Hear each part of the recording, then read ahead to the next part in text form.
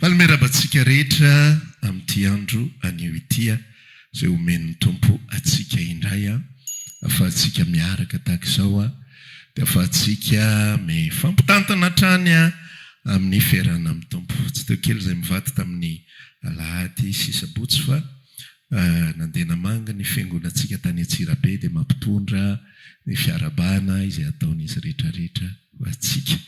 Dia mino izay fa na dia tsy teo ary izahay dia osy Paoly izay hoe teo kosa ny fanahinay miaraka taminareo hatrany dia mbola misaotra ny tompontsika mahazo opportunité tahaka izao iarahana indray ao anatin'izao lalan-danitra izao. Amen.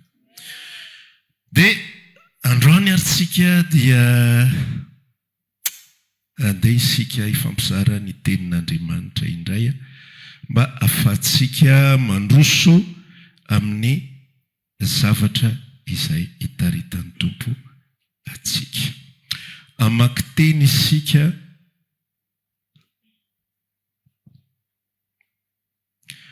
atao amin'ny izareny anomboantsika azy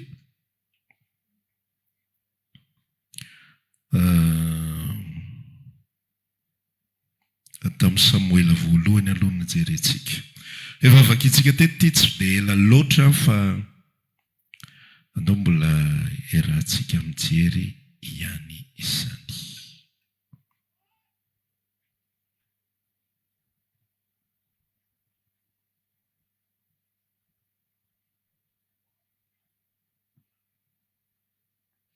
Samuela voalohany toko fa 4:40.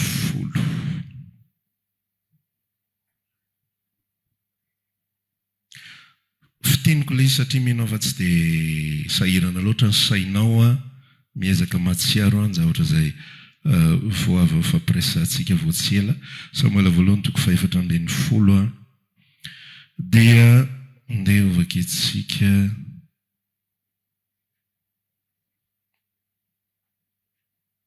ny andiny fa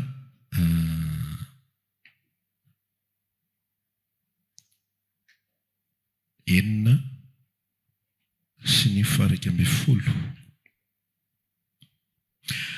Samuela voalohany toko fa 4:40 andiny fa enina sy ny faraka ambin'ny folo. Toy izao vaky ny teny aminaran'i Jesosy. Ary Jonatana tamin'ny zatovy mpitondra ny fediny andeha isika kany amin'ny miaramila an'ireo tsy mifora ireo angamba omba antsika Jehova fa tsy misy masakana an Jehova tsy hamonjy na maro na mivitsy. Dia ny faraka ambin'ny folo dia niseho tamin'ny miaramila ny Filistina izy rolahy ary ny Filistina indreo misy Hebreo mifongatra avy any an-davaka. Ary ny miaramila namaly an Jonatana sy mpitondra ny fediny mikary ety aminay dia anehoanay zavatra ianareo. Ary Jonatana tamin'ny mpitondra ny fediny manaray fa efa natolotry Jehova eo an-tanan'i Israely izy. Ary Jonatana nananika nandady tongotra aman-tanana ary nanaraka azy ny mpitondra fediny dia lafy teo anatrehan'i Jonatana ny Filistina ary mpitondra fediny namono teo aoriny. Ny manaraka jerentsika dia ny Romanina toko 9.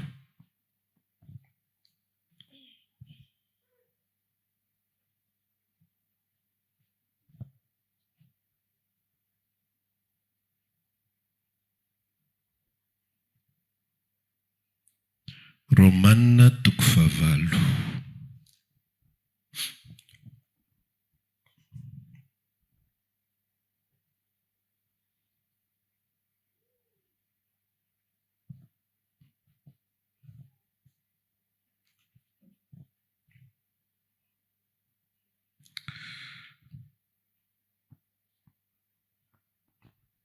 Dia andiny 9:40 no andeha ho jerentsika. Romanina toko 9 andiny 9:40 no andeha ho jerentsika. Toy izao vaky ny teny amin'ny anaran'i Jesosy. Fa ataoko fa ny fahoriana amin'izao andro ankehitriny izao dia tsy tokony hoarina amin'ny voninahitra izay aseho amintsika. Fa izao zavatra rehetra izao dia samy maniry fatratra ka miandry ny fampisehoana ireo zanak'Andriamanitra. Fa izao zavatra rehetra izao dia nampanakena ho zava-poana, nefa tsy noho ny sitrapony fa noho izay nampanaky azy. Sady nahazo fanantenana koa fa izao zavatra rehetra izao dia hofotsorana amin'ny fahandevozana dia ny fahalovana ho amin'ny fahafahana izay momba ny voninahitra ireo zanak'Andriamanitra. Ary farany any Korintiana 2:4. Korintiana 2:4.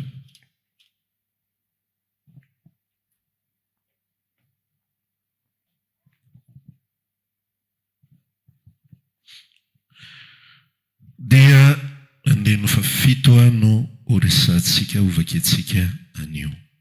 Aran' Jesosy fa manan'izao rakitra izao amin'ny vilany tany izahay mba ho an'Andriamanitra ny alehiben'ny ny hery fa tsy ho avy aminay. Voageja manodidina izay nefa tsy tery, verevitra nefa tsy mamoy fo, enjena nefa tsy nafoy, potraka nefa tsy maty. Mitondra ny fahafatesan'i Jesosy mandrakariva amin'ny teny izahay mba aseho amin'ny tenanay koa ny fiainan'i Jesosy. Fa izahay izay velona dia atolotra ho amin'ny fahafatesana mandrakariva noho ny amin'i Jesosy mba aseho amin'ny nofinay mety maty koa ny fiainan'i Jesosy. Amen. Reo teny anankitelo ireo no horesantsika anio sy ifampizarantsika androany. Dia raha ometsika aloha hevitra ity teny androany ity dia hoe aza matahotra ny ho aseho. Aza matahotra ny ho aseho. Dia mba azotsika kokoa ny dikan'ilay aseho dia exposé no dikan'ilay izy mety mazava kokoa amintsika. Aza matahotra ny ho exposena zany. Tsika moa efa lasa vary amin'anana be le fiarahamonina misy atsika ankehitriny dia raha vao teny malagasy madiodio dia be dia be sahirana fa izay mora indrindra. Aza matahotra ny ho exposena. Dia ho tsiponitsika tsikelikely ireo teny izay ny fampizarantsika ireo Samuela 2:7, Romana 2:8, Korintiana 2:4. Ny fiarahana amin'Andriamanitra raha lasiana bavy dia tsy tapitra fotsiny, voatselitsika ny resaka mampianatra miaraka amin'i Jesosy, tsy tapitra fotsiny amin'ny hoe nomena isika ino ny anaran'i Jesosy dia nomanin'Andriamanitra isika mialohan'ny ialany Jesosy teto amin'izao tontolo izao. Dia ozy izy hoe aza manahy izy dia aza matahotra amin'ny fonareo, andeha dia anamboatra fitoerana ho anareo dia any amin'izay toerako nisy anareo ihany koa sy sisa rehetra. Misy teny fampanantenana be dia be na promesy be dia be ao anatin'ny testamenta vaovao momba anareo sy sisa rehetrarehetra. Misy teny mahafinaritra be dia be izay milaza ny fomba ny Jesosy Kristy antsika. Fa isika dia tsy ho amin'izay zavatra izay ihany no niantsonantsika. Be dia be ny olona mieritreritra fa tia azy loatra Andriamanitra, tia azy Andriamanitra, dia ny fitiavan'Andriamanitra azy dia tsy avelany isy ho very, tsy avelany ho very izy, tsy avelany hiaritra amin'ny mafy izy, tsy avelany hoeto amin'izao tontolo izao fotsiny amin'izao izy. Fa Andriamanitra manana planina ny amin'ny fiainany. Andriamanitra tia hanao azy ohatran'izao dia Andriamanitra tia hanao azy ohatran'izao dia ratr'izay izy dia handova fiainana mandrakizay. Marina zany zavatra zany. Tena tia hanao Andriamanitra. Amen. Tena tia hanao Jesosy. Tiany ianao hovonjena, tiany ianao hitondra tena tsara, tiany ianao tena mba hanana fiainana mahafinaritra koa eto amin'izao tontolo izao. Tsy diso zany fa tapany ihany zany. Filazantsara tapany ihany. Raha mieritreritsika fa eto amin'izao tontolo izao dia mahazo an'izao miaraka amin'i Jesosy. Mahazo fiadanantsika miaraka aminy. Amen. Mahazo fitsaharantsika miaraka aminy. Amen. milaza izy mankanisa ty amiko ianareo fa za mianareo fitsara fanahy tsara be zany. Nanome ankonana ho atsika izy, manome ralasiana bavy izy, manome atsika opportunité be dia be izy. Ozy izy ny teniny any Mateo 5:9 ny voromanidina ozy izy tsy mamafina mijinja fa tsisy am'ireny avelan'ny rainareo very fotsiny. Tsy mihoatra noho izany va ianareo miassure izy ny sakafontsika. Amen. Miassure izy ny fiarovana, manome karazany zavatra sy promesse be dia be izy. Fa tapany ilany ihany zany amin'ny filazany tsara. Zany hoe amin'ny tapany anankiray dia mahazo promesse ianao, mahazo fampanantenana ianao fa momba anao izy ary tsy afoy anao izy. Mandra-piala anao eto ambony tany dia hitatana anao izy. Zay ny tapany ilany. Fa ny tapany ilany kosa dia zao, tsy ianao irery no mahazo an'izay. Ny filazany tsara diso izay zarain'ny olona dia tsy misy afa-tsy tapany anankiray. Anao an'izao aminao Andriamanitra. Anao an'izao aminao izy dia anao an'izao aminao izy dia anao an'izao aminao izy. Fa ny tapany ilany ihany koa dia zao, tsy anao an'izay amiko irery izy fa anao an'izay aminao ihany koa. Azonao? Ny teny fikasan'Andriamanitra dia tsy ho an'ny individu, tsy ho an'ny olona anankiray, fa ho an'ny ankohonan'Andriamanitra. Ary zay nampatonga ny tenin'Andriamanitra rehefa ataon'i Jesosy dia nataony hoe fofombadin'ny Kristy isika. Zany hoe tenan'olona anankiray, ary ilay tenan'olona anankiray tahaka ny vehivavy anankiray dia tsy misy teny fikasana ao ho an'ny singa anankiray amin'ilay vehivavy.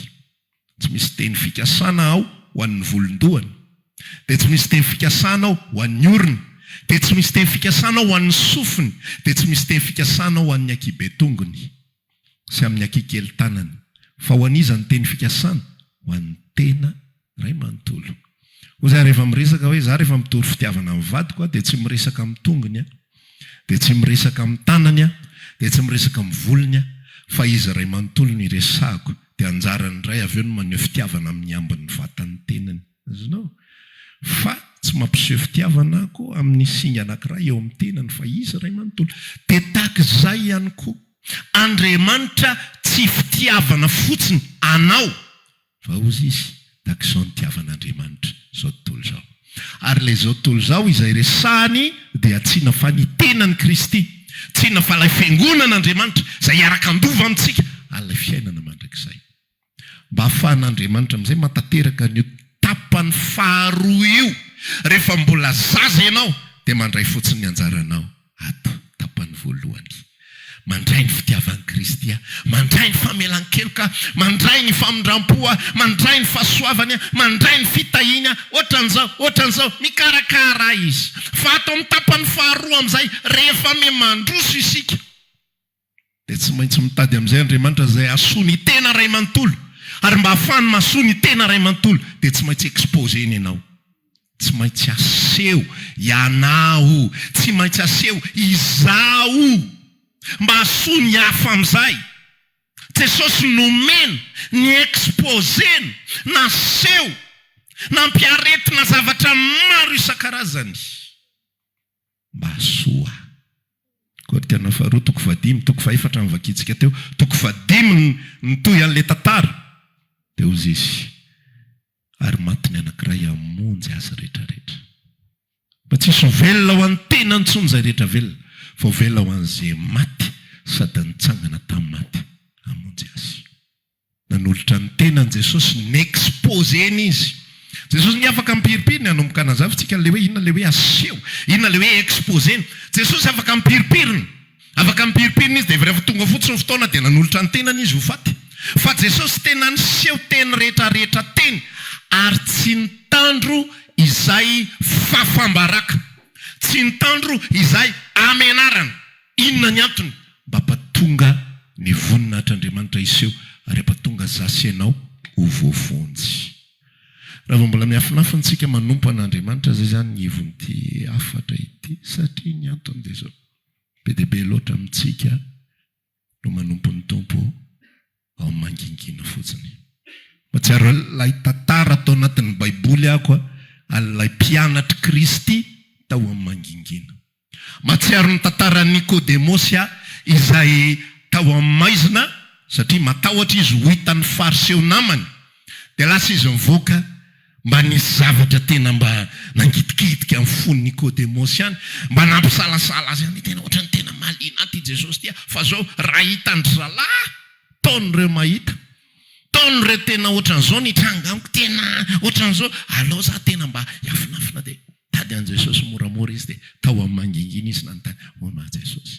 Fantatro fa tena avy amin'Andriamanitra ianao, fa raha tsy avy amin'Andriamanitra tsisy afaka mampianatra ohatran'ireny. Dia izy Jesosy namaly Nikodemosy ateraky indray ny olona lova mazy mahita fanjakalanitra. Nikodemosy tia halala an' Jesosy fa menatra izy ampiseho ny tenany, menatra izy hiexpose ny tenany hoe io koa le tia fahalasam-panaraka an' Jesosy.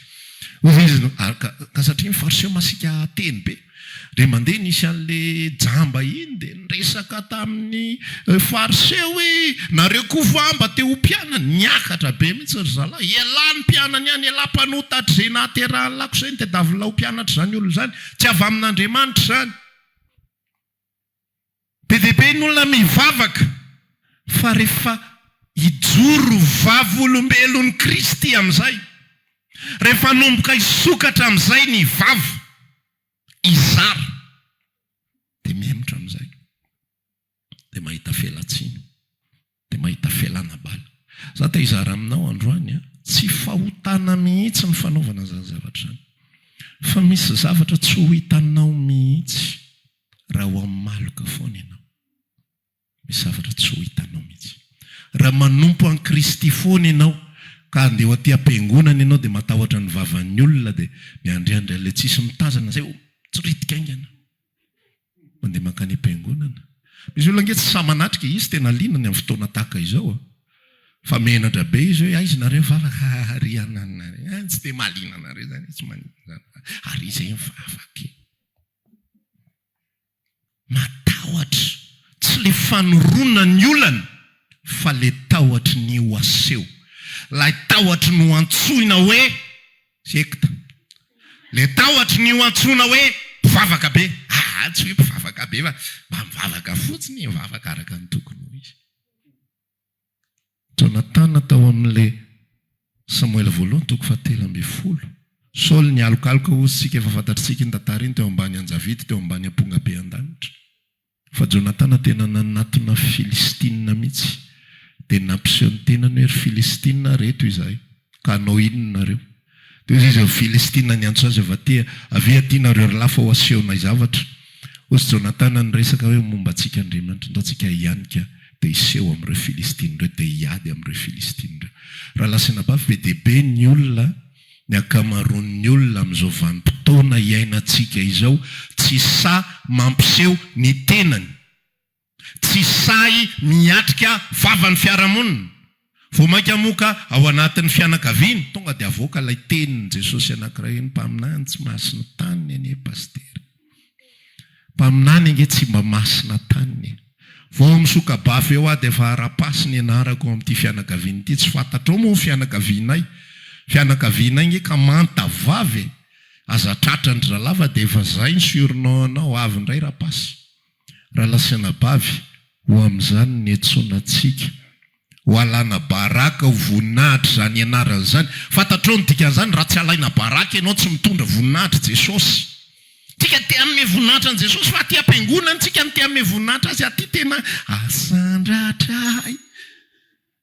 Tsisy voninahitra Jesosy, tena ampotra zany raha mbola miafina isika. Sasenao le fanehoana ny voninahitran'Andriamanitra. Mila mijoro isika dia mila mampiseho za tena zanak'Andriamanitra. Ianao nge anao defo zay ny atahorantsika ataontsika ao anatina lisitra faharoa moa zay ny tena voalohany indrindra, tsy say isika.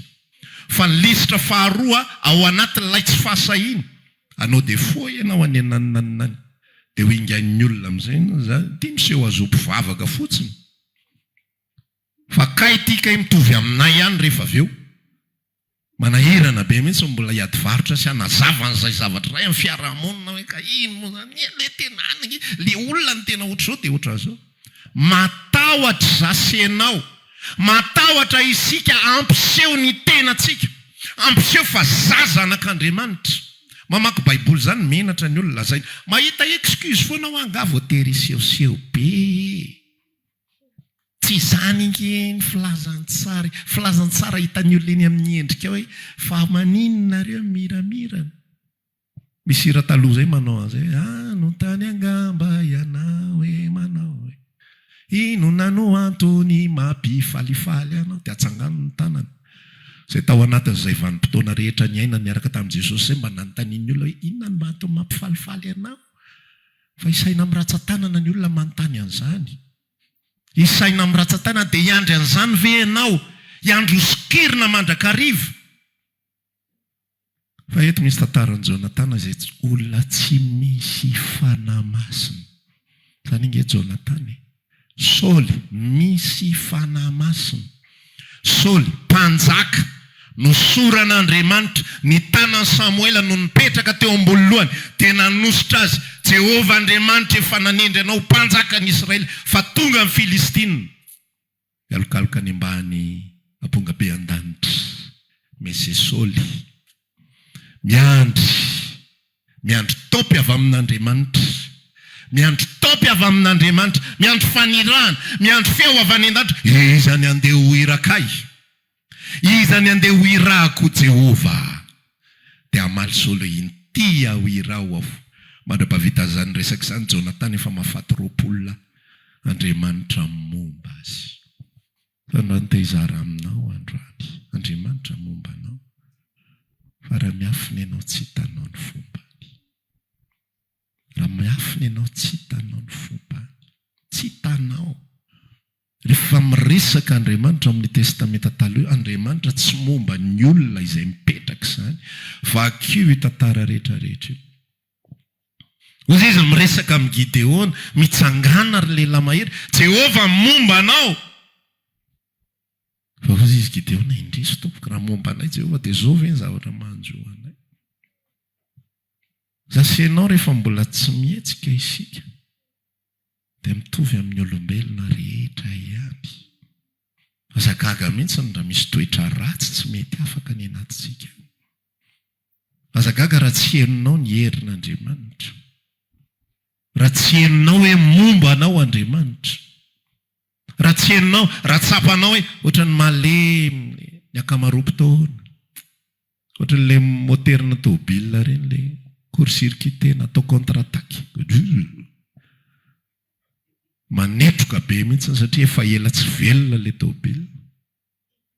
Ohatran'izany ilay tôbila reny rehefa ela io tsy velominao eo, manetroka be, misy depôt be tsy inonao ambaniny eo. Rehefa angaro rehefa avy eo izay zavatra rehetrarehetra dia manetroka be. Ajanonao eo indray io afaka herinandro na tapa-bolana io vovelominao manetroka be indray. Fa rehefa entinao isanandro ny fiara dia manadio ny tenanao ao izy. Ny piston, segment sy sisa mihetsika daholo zavatra rehetrarehetra. Roasiny tsikelikely ny setroka sy zavatra rehetrarehetra depôt ao anatin'ny tôbila. Fa rehefa io ny zara fa velominao, rehefa io ny zara fa entinao, indray mandeha isam-bolana, indray mandeha isaky ny tapa-bolana. Any an-dafy misy ary mpanankarena be ireo, zareo manana tôbila 10. Na izy samy izy ary tsy mifampikomprendre hoe fa angamba ianao zany olona 10 no manana tômôbila 10. Dia ataonao inona daholo ilay tômôbila 10 ao anatin'ny 2 volana ianao tsy mahavita mitety an'izy rehetrarehetra. Dia zareo mampanankarena be azy dia chauffeur no mitondra azy, tsy maintsy hoentina tsina ilay fiara indray mandeha isan-kerinandro. Dia ilay ianao zany tompony dia faly fotsiny ianao, reto mifananako mijerijery an'ilay izy io, roso telo ny entinao. Dia ny ambo mijanona dia entin'ny olona hafa fotsiny. Zasenao manana ny fanahy masina. Ozy izy ilay Romana 9 teo. Zao rehetrarehetra zao ozy izy misento. Ireo zava-boary rehetra ireo misento. Noterena ireo, nogejaina ireo. Isareo mantsy dia zao zavatra sehon'izy io, miandra fanehoana, fampisehoana zanak'Andriamanitra. Raha iandroany tsika ho tonga parfait. Amen. Amen. Ho tonga tanteraka isika ndray androany. Dia dia ireo rehetrarehetra ireo izy tsy avela iso tanteraka raha tsy tanteraka isika aloha. Fantatrao ny dika zavatra zany, misy etapy apetraka Andriamanitra, ireo zavaboary rehetra ireo misy sento daholo ireo. Mafy loatra ny manjo azy. Mafy loatra ny fampahoriana izay ataon'ny olombelona ny zavaboary eto amin'izao tontolo izao. Tapahan'ny olona ny hazo, vonovonoan'ny olona fahataniny biby, mitsafaka mihitsy ny tontolo iainana, ny couche d'ozone sy ny sisa rehetra. Ireo rehetra ireo dia misento avokoa. Fa natao ho voageja, ho voagadra ireo, tsy afa-mihetsika. Any amin'ny tantara Sodoma sy Gomora misy ilay hoe mitaraina ny tany. Fa tsy afaka manao ninina izy raha tsy tonga lasa tanteraka sasy ianao, voaova tanteraka, voavonjy tanteraka. Dia izay ireo voavozona ihany koa, dia izay vao misy ny tany vaovao sy ny lanitra vaovao. Dia izay ny ambaran'io Romanina toko avaly hoe zao rehetrarehetra izao misento, miandro ny fanehoana, miandro ny fampisehoana ny zanak'Andriamanitra. Fa inona problema? Zanak'Andriamanitra tsy te hiseho. Zanak'Andriamanitra te hipiripirina. Zanak'Andriamanitra te hiafinafina, tsy voatery asengeza mpivavaka. Androany te hilaza aminao. Misy vanim-potoana tena tsy voatery aseho. Fa amin'izao fotoana izao mila aseho amin'izay. Mila aseho. Ozy izy ilay tenin'Andriamanitra tao Korintiana faharoa toko fahaefatra teo vakitsika. Za izay velo ozy izy dia tolotra mandraka hariva. Afafatesana mandraka. Za izay velona dia tolotra ho afafatesana mandraka hariva. Noho ny amin'i Jesosy mba aseho amin'ny nofinay mety maty koa ny fiainan' Jesosy. Misy zavatra tsy hitantsika. Misy fiainan' Jesosy tsy miseho amin'ny nofontsika mety maty. Misy toetran' Jesosy tsy miseho amin'ny nofontsika mety maty. Satria manino? Sasenao miafina foana. Sasenao tsy mety mampiseho ny tenantsika. Tsy mety mijoro amin'ny mazanak'Andriamanitra antsika. Fa miandro foana hoe alao aloha mba rehefa ohatrohatran'izao e. Alao aloha rehefa mba mety zazara ao anatin'ny avo hitan'ny olona nge dia kritiken'ny olona. Ny vatiko zao raha vao maheno an'izany dia tia be vava fotsiny nefa tia raha tokantrano mbola ohatra azao ny ataony. Matahotra an'izany isika. Sady miteny any mangatamaso an'ilay vady hoe aza betesina rariva.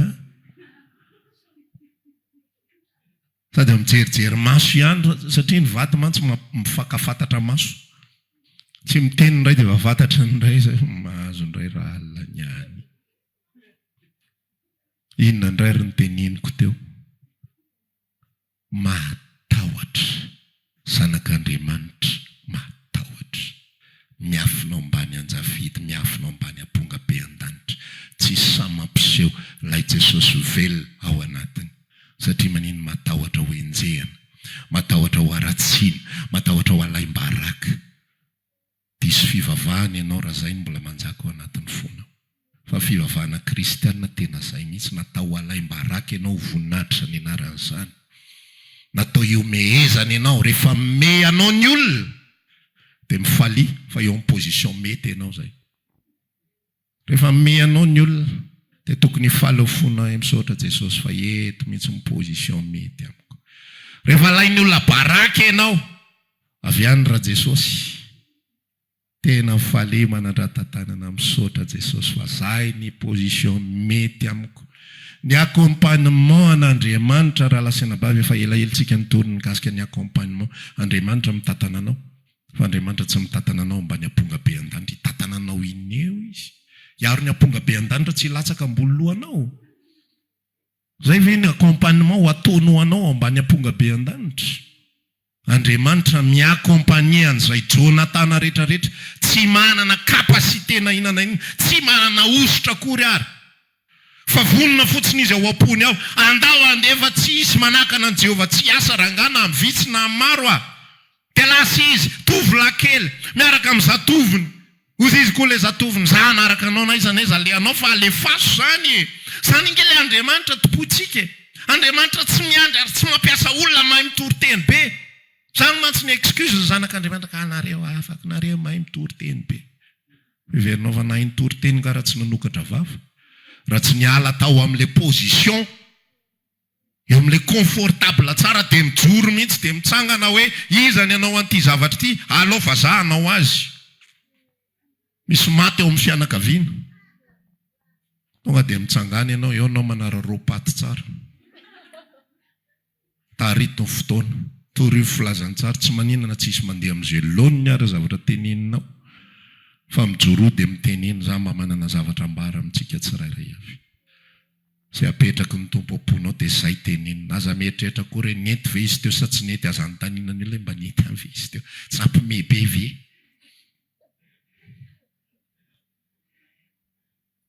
ohatra ny tena zay mantsy avonanao mantsy ny aza menatsiny fa voasazavao voasazavao am'le izy Andriamanitra momba ny Jonatana fa Andriamanitra tsy momba ny Saoly. Saoly miandro fotsiny, Jonatana vonona n'olotra ny tenany. Manana namany ianao sahirana aza teneny izy tsy hitako korsesy azo atao amin'izany marina tsy hitako sy azo atao fa teneny izy tahaka ny Petera sy Jona teo anatrehany malemy tsy manana vola fotsy vola menamena anao fa zay ananako nomeko anao Jesosy Kristy avy any Nazareta ny anarany. Izany ny fijoronana sy amin'ny Petera sy Jona tsy miafina. Raha miafina ozy izy ny tenin'ny Paoly nilaza raha miafina filazantsara anay dia miafina ho amin'izay ho very izany. Izay efa nohajambainy ny andrinany izao tontolo izao. Tsy miafina Petera sy Jona io malemy eo ambavadiny tsara endrika le Petera sy Jona izay miafina fahiny. Rehefa tonga ny fanamasina ozy izy ny tenin'Andriamanitra ny laza afaka andro vitsivitsy dia ho fenona ny fanana reo aza miala eto Jerosalema aloha fa zao azo hery ianareo avy amin'ny latsahan'ny fanamasina aminareo. Ry zanak'Andriamanitra izay miaino amin'izao fotoana izao tsy ho amin'ny Petera sy Jona ihany izany fanambaran'izany fa ho aso ho anao izany. Izay rehetra nandray azy dia efa nomeny hery sady ao aminao any le hery e. Fa tsy ho hitanao ny hery raha tsy miseho ilay zanak'Andriamanitra, raha tsy mitsangana ilay zanak'Andriamanitra, raha tsy mampiseho ny tenany ilay zanak'Andriamanitra ary vonona no alaim-baraka sy vonona no sorapotaka sy vonona ny omehezana. Izany mihitsy iny dika le mitsangana dia mitena mihitsy any anaty sainany ity aho omeheza raha tianareo omehezana alao baraka raha tianareo ho alena baraka fa tsy maintsy omena voninahitra ny anaran'i Jesosy androany. Tsy maintsy maheno ny anaran'i Jesosy ianareo androany. Rehefa vita izay mahazo miteny izay tiany ambara amin'izay, mahazo manao izay fihetsika tiany lazainy fa ianao ry tatatoa tsy maintsy maheno ny anaran'i Jesosy ianao androany. Nisy fotoana tao an-tranonay, nisy fotoana kely anankiray izay nitokana trano le tao an-tinanay ozy eto ny fotoana. Eto ny fotoana tsy maintsy mandre filazantsara reto fianakaviako rehetrarehetra reto dia nitoriana ny filazantsara. Io tsy maninona na iza andray na iza tsy andray a. Amen. Enao mihitsy ny zava-dehibe aloha. Enao mijoro eo amin'ny toerana mahazanaka anao. Eto amin'ilay phase 2 amin'izay. Tsy mandray fotsiny ihany. Tsy nomena. Zao mihitsy ny tenin'ny Paoly, ianareo izy tsy nomena ny ino an Jesosy irery ihany fa niaritra fahoriana ho azy ihany koa. Tsy nomena ino etapo voalohany mandray ny teny fikasana ino mahazo ny teny fikasana rehetra ny tenin'Andriamanitra rehetra hatramin'ny fanamasina azonao avokoa fa tsy tapitra treo fa no alaim-baraka ihany koa. Aza mandositra fahafambaraka tsony manomboka izao. Amen. Aza mandositra fiomehezana manomboka izao. Ho amin'izany ny antsoina antsika. Rehefa mandroso ianao iomehezana dia hoeninao ny fonao misy herin'Andriamanitra tsy takatra ny saina. Eninao ny fanamasina aktive amin'izay ao anatinao ao. Fandanange mipiripirina raha mba hoeninao izany io fanamasina io. Hoantsika izay miteny fa ohatrany ahoana moa izany izy miresaka ve izy io sa manindana seho iny tenanao. Dia ianao mihitsy miexperimente sy manandrana an'ilay izy tena henoko hoe inona ny nataony. Tena henoko hoe inona ny nataony. Fa rehefa tapitra ilay zavatra nitoriana, tsy ohatran'ilay olona tsy hitatsonina ilay anseza hoe taiza moa aty ianao mipetraka rery lanitra. Tena tsy hitako hatramin'ny sezako mipetrahako. Petraka avy eo ay tsy vadin'olona kay ilay teo akaiky ianao kay tsy vadiko fa ilay arino izy. Tsy izany io. Hoeninao ny herin'Andriamanitra mitantana anao, mivimbina anao, momba anao, mandresy Filistina marobe anao. Raha te handresy Filistina miala ao anatin'ilay lavaka izay mihitsy iny ny tenen'ilay Filistina indreo nisy Hebreo izy mifongatra avy any anaty lavaka avy. Zany mba niafina ihany koa Jonathan. Fa tamin'ny fotoana anankiray izy tapa-kevitra hoe tsika veranga dia hipetra-potsiny eto. Taranga hivoaka. Ndao iseho amin'ny Filistina dia ho hita hoe izay zavatra teneniny fa tsisy manakana an'i Jehovah tsy mba tsika zany fa andao tsika hivoaka. Rehefa voaka izy dia hita Filistina. Na nalany ny Filistina, nadroadrony ny Filistina. Tantara ny Baiboly iray manontolo ny ety resaka fa nadroadrony ity e. So heverinao fa hoe tantara vao nisy foronina. Tantara ny Baiboly iray manontolo. Neninoany tsy soratana tao fa azo antoka anefa tena afa-baraka angenoa. Olona 700 taona mahery 500 taona latsaka ray dia manamboatra samby fiara. Tsy haiko loha hoe sanjoro ve Noa hoe ino ty ataonao ry Noa? Mba manamboatra kely zavatra eto fotsiny fa tsy tena hoe misy iny. Raha tsika amin'izao mantsy dia izay valiteny. Andriamanitra maniraka hoe ndanamboara samby fiara lasa miaraka amin'ny marteau sy ny fantsika. Mba manao bricolage. Tsika tsy mandangy tsika tsy mandala izy hoe ndanamboara le izy amboaritsika le izy. Ina ty ataonao ty zany mba felamboly ty mba felamboly ty tsy dia hita zay atao. Efa manomboka memaka forma le lakana zany le sambo zany.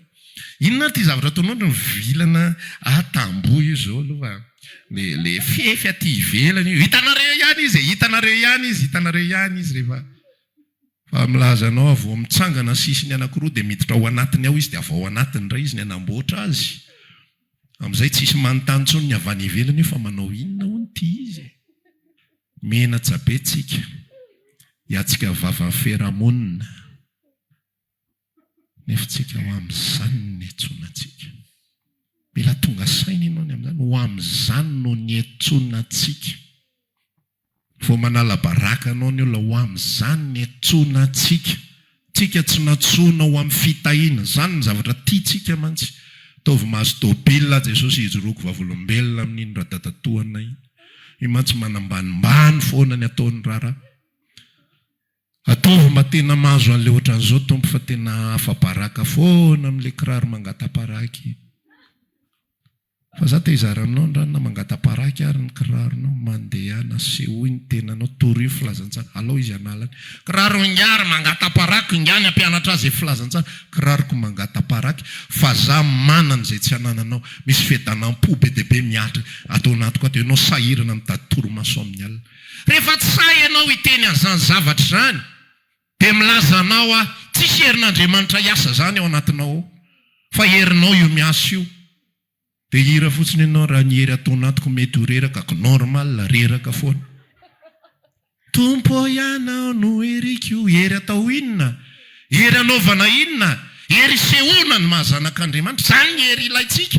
Ary zany ny hery nomenantsika. Zany iny antika niny teny iny hoe vavolombeloko ianareo. Azo hery ianareo dia vavolombeloko e. Ntika zany rehefa tsy hanao vavolombelona ianao tsy henonao ny asan'io hery io.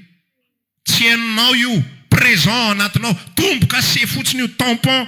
Raha hatrizay ianao hiditra ny lanitra dia ho aseho fotsiny le tampon. Io ny zanak'Andriamanitra hono izy ay mahazo miditra zany. Dia inona moa nataony zany tany an-danitra zany tsy haiko fa dia izay fotsiny loha. Za rary mba tafita. Za rary mba tafiditra. Tsy haiko ianao fa tsy mety amin'ny ampopoko zany za rary mba tafita sy za rary mba tafiditra zany. Ampopo avy amin'Andriamanitra. Tsia. Raha omenao vanim-potoana ihany a Jesosy ito amin'ity zao tontolo zao ity. Atateraka ny nanirahanao ahy. Atateraka ny sitraponao ahy. Tsy maninona izay fahafambaraka. Tsy maninona izay enatra. Raha lasiana bavy eo. Mandrapirotsaka ny ranonorana. Afabarakinao ahy. Fa rehefa nirotsaka ny ranonorana. Ilay olona tsy nihino azy indray ny afabaraka. Azonao ilay izy. Mandrapiavin'i Jesosy. Mety ho afabaraka ianao. Fa rehefa tonga Jesosy ka mijoro ianao. Ary mandeha araka izay nirahany. Ireo olona nanala baraka anao ireo ka tsy nino ny afatra ny teneninao. Ireo indray no afabaraka. Ireo nitomany. Ireo nikitro nify. Tsy vanzansy ilay izy tsy mahazo mieritreritra vanzansy tsika. Fa ho an'i Jesosy ny anaovantsika an'izany zavatra rehetra izany. Ho azy. Namonjy ahy ianao dia ity aho Jesosy. Tsy afina intsony aho. Fa is-expose anolotra ny tenako, ampiseho ny tenako ho aseho aho manomboko izao. Ho hitan'ny olona manomboko izao. Ho hitan'ny olona fa zanak'Andriamanitra manomboko izao. tsy maninona zay mbola iaina, aza miandry zavatra zany ianao. Amenna. Aza miandry fiainana metimety zany ianao. Amenna. Na mbola manana trosa aman'olona ary ianao, dana ifony ny trosan'olona. Ataovy zay amerenana ny trosany fa tsininy atao excuse Jesosy vao alofa le trosa. Raha voava io averiko enona mihitsy iny afatra iny to dia tanterahantsika iny. Tsy izany ny fanaovana azy. Fa Sao zanak'Andriamanitra mila aseho ao an'io. Tsy maninona nafabaraka, tsy maninona mezan'ny olona, tsy maninona fosain'ny olona, tsy maninona tondron'ny olona molotra, tsy maninona iaran'izao zavatra rehetrarehetra zao. Fa ao anatin'izany zavatra zany, Korintiana 2:4, za izay velona dia atolotra ao fahafatesana mandrakariva noho ny amin'ny Jesosy, mba ho aseho amin'ny nofinay mety maty koa ny fiainan' Jesosy. Alleluia. Zany ny antombola velomantsika mandraky ny androany. Tsy ny ho voafonjy fotsiny ihany. Tsika ngefa voafonjy. Amenna. Tsika ngefa azo antoka fa miditra ny fiainany. Amenna. Ka inona ny atao eto ambonin'ny tany indray iodikodina? Sa nangoka arena. Arena izay anjavona afaka fotoana fohy. Za mahita hoe fianarana be ao antsika zanak'Andriamanitra mihitsy reny mahazo ny olona ao amin'ny fitondrana sy manodidina azy reny. Hoe eo ianao ohatran'ny olona tsy azo kasihana, tsy azo atao ninina, tampotampoka eo. Vao omaly ianao nanao vavabe hoe raha tsy matahotra an'izao dia asevo maka aty. Ka ianao nanao an'izy voalohany. Ianao nandositra voalohany. Ary volanao tsy afaka namonjy anao na dia miliara. Dia ny olona tratran'izany zavatra any dia zasy ianao indray dia hiazakazaka ho any amin'izay misy azy any. Izay raha ngamba te ohatra anareo. Zany ngenanay ilay zavatra tsy milamina mihitsy ao anaty ao fotsika ao. Hitantsika fa fananana midofotra ilay izy avy eo. Fa mbola tiatsika hidirana ihany. Mbola tiatsika hidirana ihany ilay lalao rehefa avy eo. Tsy alao hoe afa-baraka noho ny amin'ny anaran'i Jesosy. Dia mahazo voninahitra raatra izay. Tsy alao hoe lanina ilay ampim-piainana izay omeny Jesosy. Raha mbola omeny herintaona, tsy maninona tompo izay iainako mandritry ny herintaona. Raha mbola omeny 10 taona, tsy maninona izay iainako mandritry ny 10 taona. 5-20 taona, tsy tediavako izay mafaly ny nofoko izay mampety ny fiainako rehetrarehetra. Tsisy assurance zany eto amin'izao tontolo izao e. Mara za sadiso, tsisy antoko zany eto. Ianao hiaro-trano ho an'ny zanakao, mba miaro ho an'ny taranaka e. Manaova raha azo atao zany fa aza zany mihitsy ny eritreretana hoe assurance. Amenna. Tsisy assurance zany io. Hoe ty mba hatsangako dia amin'izay rehefa tsy etsony ratsy izay dia mba ohatran'izao ry zareo dia mba milamina tsara zareo, tsy mampilamina azy zany io. Atsangano fotsiny rehefa omen'ny tompo opportunité anao ny amin'izany. Amenna. Fa tsy antoka na inona zany, ary tsy zany ny antondiantsika eto amin'izao tontolo izao. Firifiry zanaka nametrahan'ny ray aman-dreny lova, nametrahan'ny ray aman-dreny zavatra tsara be dia be. Fa rehefa maty izy, fandrotehana izy menaka fotsiny ilay izy. Fampitehana fotsiny ny tranga, fisaraham-bazana, firifiry zanaka anankidimy anankifito, tsy mifampiditra tokantrano. Satria manina nisy nanao ady afetsena tao tamin'ilay lova, ilay trano ratsy indrindra meny an'ilay farila. Tsy nanaiky farila fa hoe zao ve dia mborariny. Alaheloko mandramaty zao. Tsisy assurance eto amin'izao tontolo izao. Na mana kely ianao na mana be. Fa ny assurance miariarena ho anareo any an-danitra. Ahafahanao miariarena, tsy maintsy exposenao ny tenanao. Ity aho. Tsisy olona miariarena ny anaty lavaka izany. Tsisy olona miariarena ny anaty lavaka raha tsy hoe mpitrandraka volamena sy vatosonga man. Fa ny ankoatran'izay tsy maintsy hovoaka ny lavaka misy azy, tsy maintsy hovoaka ny tranony izy. Dia manomboka mitsapa business izy. Dia ilay business mety hidofotra, mety ho very ny volany rehetrarehetra, fa tsy maninona totony eo ny volany aloha. Manofa trano izy, mety fatiantoka ny azo, fa totony eo ny momba azy rehetrarehetra aloha. Mety mezan'ny olona izy rehefa avy eo, fa totony eo ny momba azy rehetrarehetra aloha. Dia tahaka izany ihany koa za zanak'Andriamanitra, ianao zanak'Andriamanitra, tsy maintsy hovoakantsika. Dia atotontsika ao amin'ilay Jesosy sy ny fananantsika rehetra, sy ny momba antsika rehetra mijoro ho vavolombelona. Tsy velombelo koa azo fotsiny fa raha mbola velona dia ho vavolombelona Jesosy. rehefa vavolombelonao dia momba ho azy ianao. Jonatana tsy nangataka tamin'i Jehovah momboahana ifandehoany ny Filistinina izahay. Fa rehefa niseho fotsiny Jonatana dia nampiseho Jehovah fa momba azy izy. Tianao hitanao hoe fa momba anao Andriamanitra? Mila mipoitra amin'izay ianao. Mila miseho amin'izay ianao. Mila mijoro ianao eo amin'ny fiarahamonina misy anao. Rehefa tena mbola sahirana miteny eto aty izy farafaratsiny aloha. Raha tsy mahay miteny fa ndao fotsiny hiaraka amiko. Tiako manazava an'izy fa ndao fotsiny andeha izaho. Zay lazay le iza moa le nanao an'iny? Filipo ngamany izay. Filipo siza le mpianatra Jesosy. Tsy iza moa? Natanaela. Tsy haiko manazava aminao liza Natanaela fa andeha izaho. Nentiny hiara iny avany fotsiny. Zay izy le Natanaela ny teny avy eo. Mino fa io no izy tsy noho ny amin'ny teninao fa masoko ny nahita dia resy lahatra ny amin'ilay izy. Dia ohatran'izay ihany koa tsika manekema ho fitaovana. Ho fitaovana ampodiana ny olon'i Kristy. Amen. Raha hitsangantsika dia hivavaka hanao fanoloran-tena arak'izay taritany tompo antsika anio. Raha maniry ary hivavaka aminay ianao dia tongava ary isaky ny alahady amin'ny 7 ora sasany, ny talata amin'ny 12 ora sasany, ny alarobia amin'ny 12 ora, eny Antsahamanitra 100 metatra ambany fijerena fety, trano Gribege amin'ny ankavian-dalana. Tongava soa tompoko.